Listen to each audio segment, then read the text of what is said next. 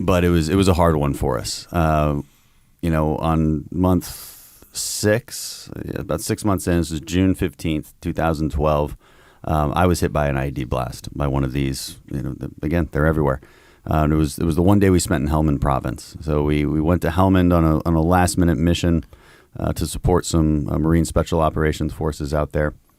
And as the early, we always fly in about the middle of the night. And we do that so that the enemy can't arm the IEDs. See, the IEDs are everywhere, but they're not always armed. Mm-hmm. And if they keep them armed, they run out of batteries and they don't work anymore. So there's a little bit of tactical consideration there.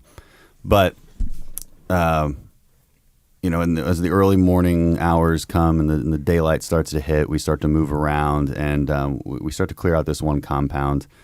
And hadn't been totally cleared yet. And one of my Afghan interpreters was responding to a call, runs in front of me, and completely gets dismembered by about 15 pounds of explosives underneath him. And all I know is I got hit with something. Kind of feels like you're getting hit by a truck while a bunch of guys in the truck are shooting you with a shotgun. That's sort of what it feels like. And my immediate reaction was feel my legs. Right, so I feel my legs and everything's still there. I know something is wrong. What was your distance from the IED? A couple feet. I mean, because a few feet. Where you and me are probably is about just across the table. And lots of pain everywhere, but not in my eyes. So I was completely blinded, but totally under the assumption that I just had dirt in my eyes. And I remained under this assumption that there was really nothing wrong with my eyes frankly, for weeks to come. And we'll talk about that. But, I didn't lose consciousness. I knew what was happening. I could hear the moans. Everybody thinks that when somebody gets their legs blown off, they're screaming like in the movies. It's just never the case. It's a very different, visceral sound of pain. And I've heard it many times now because, this happened to us a couple times.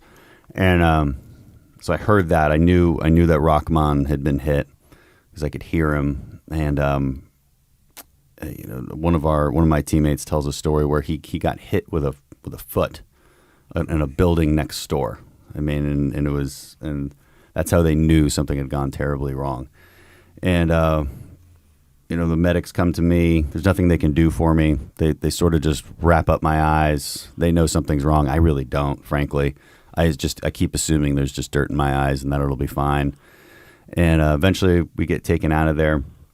I was able to get up and walk to the helo because, you don't let somebody carry you when they've got a firefight to finish.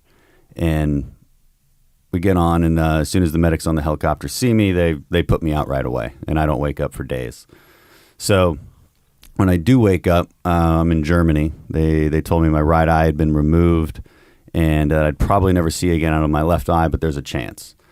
And again, kind of self-deception kicks in. I'm like, so you're saying there's a chance? We'll be fine. Just get the surgery done, get me on a plane to back to Maryland, to the Walter Reed Hospital where these surgeons are, and let's do this. And they're like, it's going to be a day or two.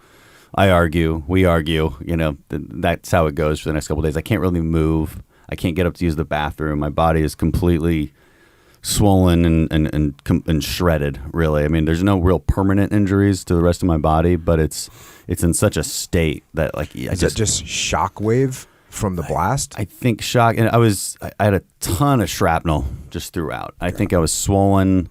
Might have been muscle atrophy from being in a medically induced coma for so long because I'd been that way for 5 or 6 days, but really couldn't move, and just wrapped up really tight because you can see the scarring a little bit. It was kind of been through a meat grinder a little bit, and I was hallucinating wildly. So everything I saw was Afghanistan.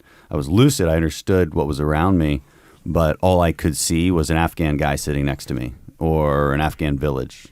It's almost like phantom pain, but with your eyes. And there's a medical term for it that I can't remember. But it's just an odd and terrifying experience because I knew it wasn't real, but it's just everything I saw. And eventually got back to Maryland on one of our medical flights, and my wife was there waiting for me, and we began to have that conversation about, okay, what's the next surgery? Because I had to remove the cataract. I mean, that was the issue. There was a lot of shrapnel in my left eye, the eye that was still there, and the issue was, can we safely remove the cataract, and will he ever see again? And even if we do that, what are his chances really of having decent vision? And we prayed, and I looked back on it, and again, that we call it self-deception, but it was really the strength to stay sane and believe that I was actually going to see again. And I truly believe that was God's strength just working through me, just allowing me to believe in something impossible. Because otherwise I would have gone nuts. Because people sometimes ask me, what's it like not knowing if you're ever going to see again? And I always answer, I don't know. I don't know what that's like, because that was never my mental state. My mental state was always, it'll happen. It's just a matter of time. And then I can finally get back to my platoon. The issue for me was like, when are we going to do this? You guys told me 6 weeks. All right, let's schedule it. It was insanity.